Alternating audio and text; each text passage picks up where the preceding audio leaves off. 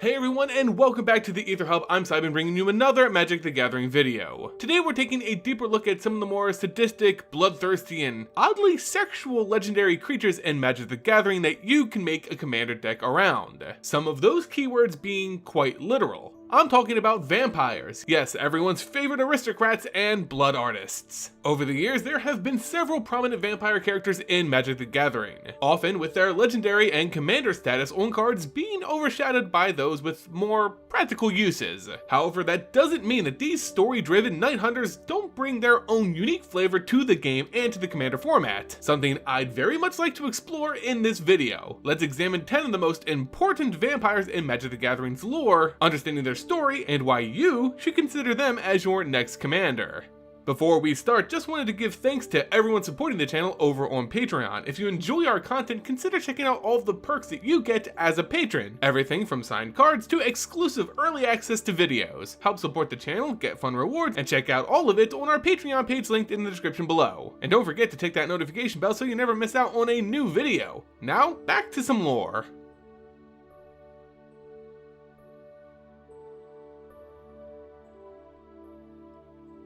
Garza Zoro, Plague Queen.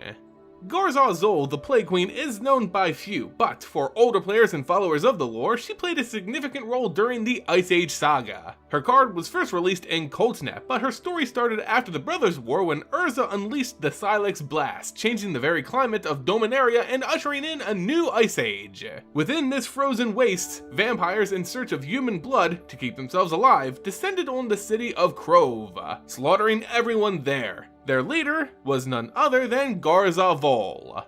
Garza Zoro, outside of having a name that I really struggle to pronounce, led a successful campaign all throughout Dominaria thanks to her chief tactic of plaguing defending forces with a toxin that boiled their bodies from the inside out. It may have tainted their blood so she couldn't consume it, but it was still very effective at deciding victories.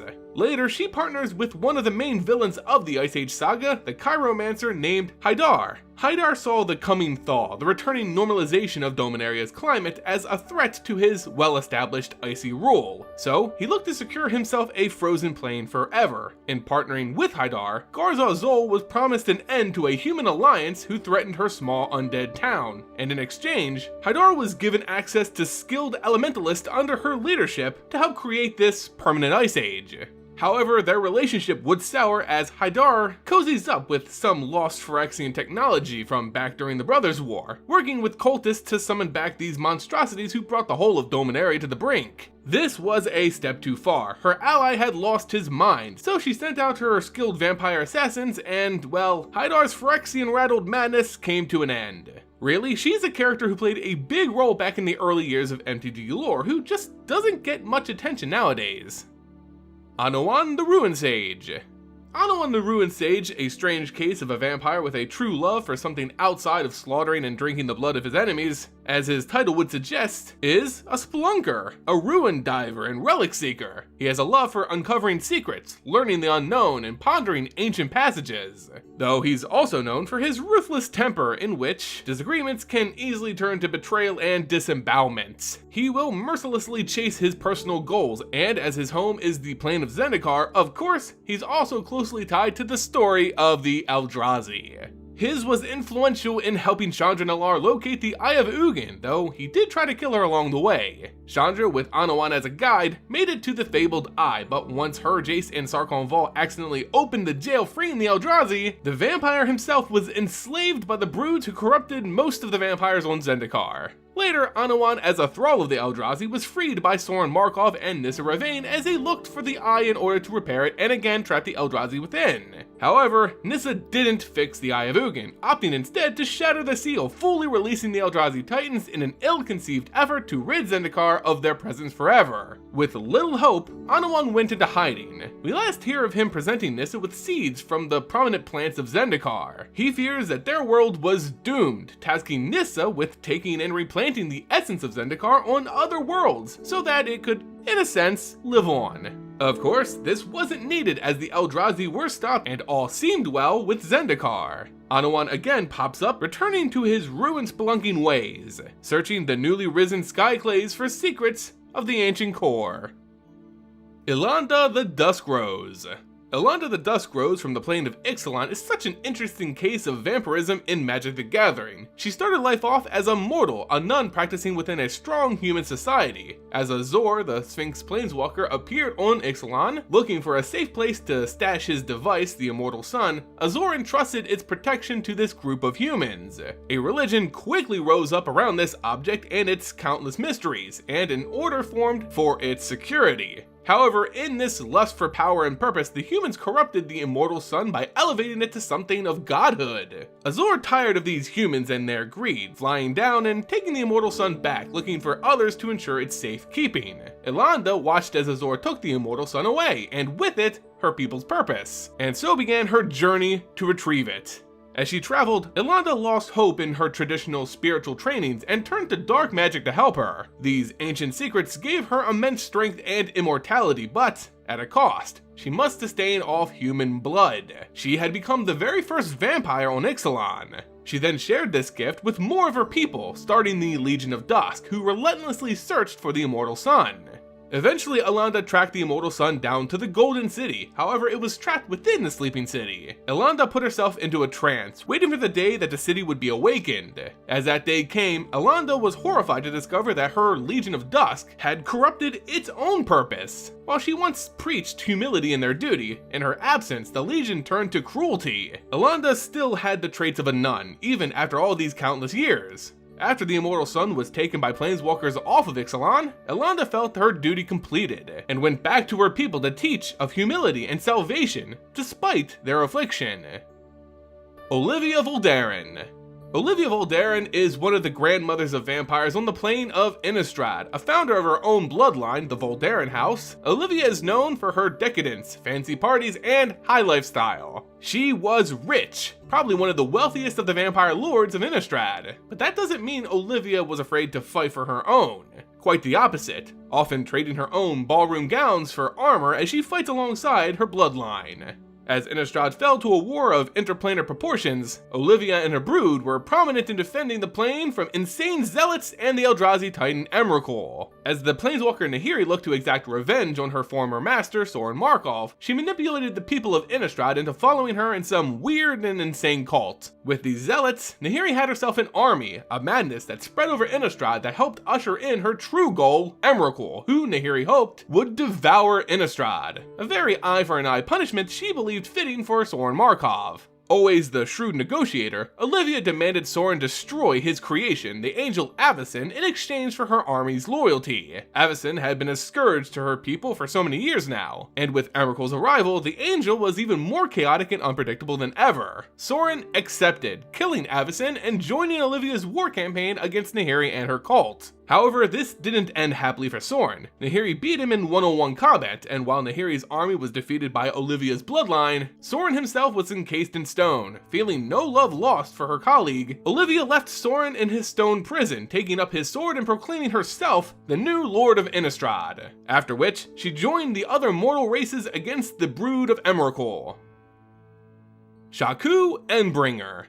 Certainly an interesting character, if not very well known. Shaku the Endbringer was a vampire and small side plot during the Mirage War on Dominaria. Little is known about this vampire's history. What she was able to do with her time on Dominaria was truly impressive, especially given a plane so full of massive blockbuster characters. Her covet reigns in the region of Jamura, the location of the Mirage Wars. Her reputation was so well known that even Krovex the Spiteful petitioned her aid to his evil cause. However, Shaku would decline, for she had something others didn't. That was knowledge, and the will to use it. She had created for herself something akin to a school, a collection of countless tomes, an archive that rivaled the most well-kept libraries and academies on Dominaria. Though she personally hated crowds and other beings in general, she would from time to time allow a mortal into her halls to learn from her vast knowledge. Of course, at a price. These scholars would have to pay tribute to Shaku in offerings of blood for each day that they studied under her, eventually allowing them to leave alive, but always keeping small pieces of their will with her at all times. It was this knowledge and general distrust of others that eventually led to this vampire's isolation during the massive conflict that erupted in her own backyard. She knew the weapons either side fought with, how utter destruction would surely come to those involved. Believing it best to sit this one out, Shaku fed on whoever survived.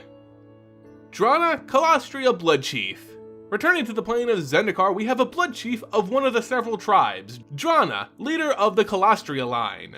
Former blood chief turned Eldrazi thrall, Kalitas, openly attacked the vampire city, looking to turn all vampires of Zendikar into the servants of his Eldrazi masters. Drana was one of the first to take up arms in her people's defense, pushing Kalitas back and eventually killing the traitor. However, that would not be the end of her or her people's troubles. The Eldrazi grew more bold from that point, no longer looking to corrupt the vampires to their cause, but rather just slaughter them as they had with any other race on Zendikar. Drana and her people had to flee Malakir in search of safety and allies, finding both in an unlikely source, the planeswalker Gideon Jura. And swearing her vampiric forces in the fight against the Eldrazi, Drana witnessed as Kozilek rose from the crust of the plane to join Ulamog in devouring Zendikar. With her planeswalker allies missing or dead, and their forces scattered, Drana did the unthinkable for her people and joined forces with the human commander Tazri, putting aside her own pride for the safety of her people and world. This tactic would pay off, as she and her bloodline would survive the Eldrazi invasion after the Gatewatch defeated the last two remaining Eldrazi titans on Zendikar. Now, in a post-Eldrazi Zendikar, Drana turns to securing her race, as only blood chiefs can make new vampires, and she was the last remaining of this elite group. She now spends time in Guldraz, a hero of her kind searching for a way to re-establish her people's influence on Zendikar. Zadiq, Lord of Secrets. Stepping into some nice Ravnica lore, Zadiq is probably one of the more strange vampires on this list. He was the founder of the mysterious House Dimir, which conspired against the great citywide plane. Zadiq was described as a psychic vampire, a being with unbelievable skill in mental and telepathic magic to control the thoughts and actions of others. It was through this trade that House Dimir made a name for itself as the Guild of Secrets, Deceit, and Trickery, a reputation that follows the Dimir to this day. He was the one who originally signed the first guild pact for the Dimir, setting this guild to secrecy, then retreating underground to grow an influence outside of the other guilds' prying eyes. He plotted to destroy the guild pact, the magical agreement which kept the other guilds of Ravnica from warring and overthrowing one another. With its destruction, the Dimir would rise from the shadows and Zadiq could rule all of Ravnica. His plan almost came to fruition, however he was stopped by Argus Kos and arrested. But this was all a part of Zadiq's plan. With it written in the guild pact that the Dimir would be hidden from plain sight, and with this arrest putting them very much out in the open, as well as showing one guild taking action against the other, the magical safeguard of the guild pact faltered and Ravnica was without the tentative truce for the first time in centuries. After Zadiq was arrested, he was murdered by the guild leader of the Azorius, who looked to make his own move to rule Ravnica. By trapping the ghost of the vampire and using it as a weapon, Augustin IV attacked the other guilds and threatened the balance of Ravnica. Zadiq didn't quite like being used as a tool, so once the vampire's ghost was free, he promptly killed the helpless bureaucrat and began again his campaign against Ravnica, this time from the spirit realm. Though Zadiq had complete control over the Spirit District, the section of Ravnica reserved for ghosts, his machinations were kept in check by the ghosts of an old adversary, Argus Kos. That is, until the Mending occurred. With the Mending came the dissolvement of this region, letting the souls who rested there return to the great ether beyond. However, even this may not be the true end of Zadiq, as the current guild leader of the Dimir, Lazav, has claimed somewhat dubiously to have contacted the vampire's ghost for the hidden knowledge to rule House Dimir. Krovex the Cursed. Krovex was a noble of high status born to the plane of Dominaria. Through his martial training and influence, he found himself joining the skyship Weatherlight under the instruction of Gerard Capuchin, making Krovex an elite member of his crew, joining the mission to protect Dominaria from Phyrexian invasions. However, this was his story as a mortal man. The vampire we would come to know follows this character's descent into madness. Krovex's corruption, like most things on Dominaria, is tied to the whispers of the Phyrexians, the ancient evil that's been looking to destroy Dominaria for a very long time now. Krovex was driven mad thanks to the voices he heard infiltrating his mind. But these weren't just Phyrexian drones speaking orders to Krovex, no, this was the voice of Yawgmoth himself, the supreme leader of the Phyrexian threat. Krovex had been chosen, and thus he joined the enemy he originally looked to defeat.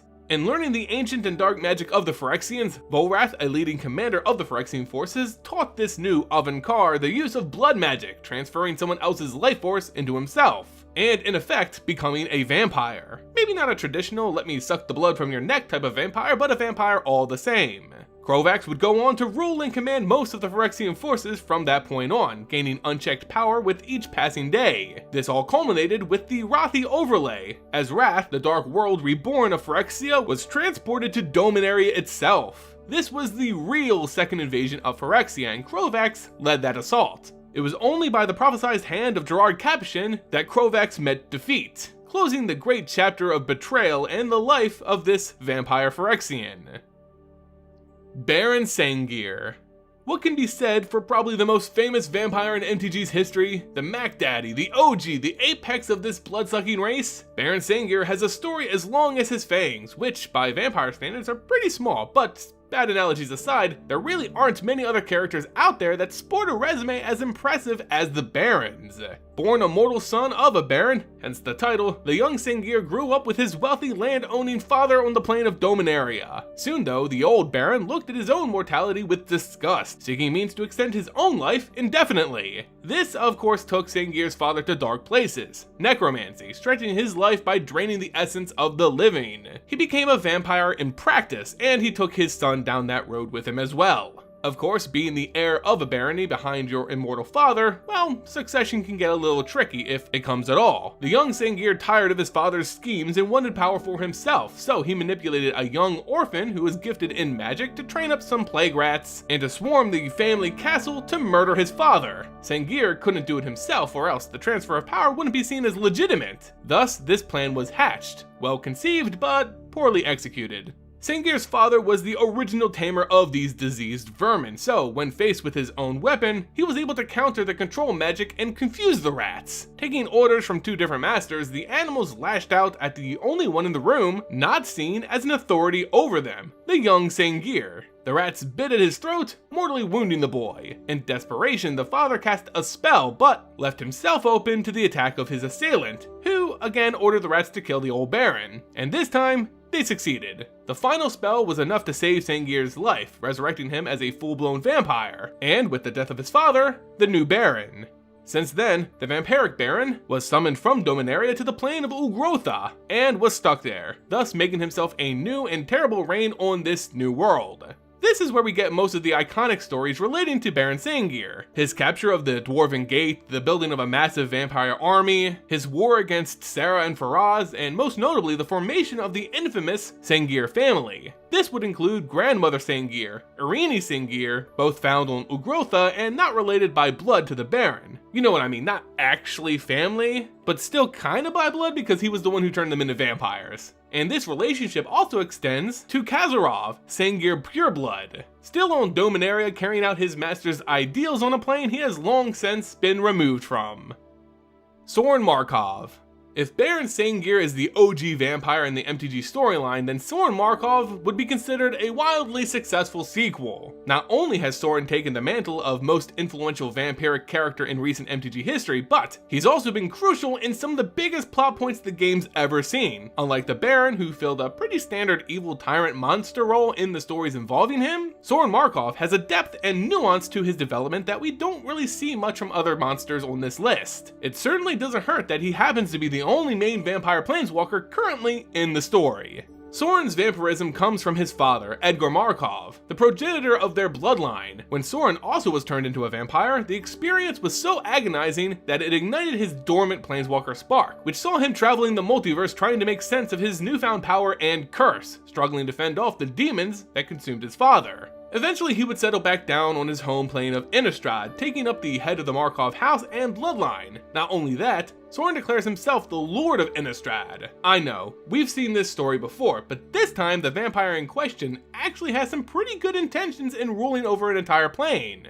Soren was the first to sense that something was askew on Innistrad. The forces of darkness were too powerful. Ghouls, vampires, werewolves, spirits, they all preyed on humans and their fear. Humans really didn't stand a chance against the forces of darkness, and eventually they'd be driven to extinction. Without humans, the food chain on Innistrad would break down. Vampires would turn to cannibalism, and Innistrad would die off. Soren's countless years of experience and travels throughout the multiverse allowed him to see the bigger picture, the long game, rather than harp on instant gratification. So he decided to tip the scales. This resulted in the creation of the Angel Avacyn and formation of the Church of Avacyn. This required a great deal of Soren's strength and magic, for Avacyn wasn't just an angel, it was a being who gave birth to power for all humans to use in their defense. Call it holy magic, the light, what have you, but these spells were enough to keep the humans from falling into extinction, keeping an uneasy balance on Innistrad. Soren was also closely tied to the story of the Eldrazi Titans, again displaying that he can think far in advance. When Ugin, the planeswalking dragon, presented him with the threat of these world-devouring space monsters, Soren saw a direct eventual threat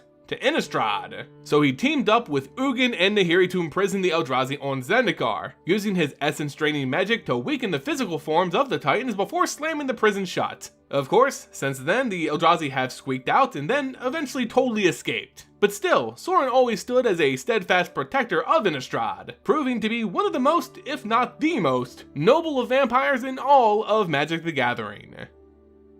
And there you guys go, just some of the most famous vampires in MTG's history that you can make a commander deck around. Vampires are really such a cool addition to a fantasy genre, and Magic really does a lot of different things with them. We've seen more traditional bloodthirsty vampiric monsters, straight up aristocrats, but also noble and honorable vampires, those who fight for the good of others. We can see a pretty unique split between good and evil line characters that exist for vampires, some not included in this video, which really speaks to the range these characters can have despite falling into this curse. Anyway, that's gonna do it for this video, guys. Make sure you let me know your favorite vampire card or character in the comment section below. What kind of commander decks do you build around vampires? If you liked the video and want to support the channel, make sure you leave it a like, subscribe, and of course check out our link to Patreon in the description below. As always, thank you all so much for watching, and until next time, guys, see ya!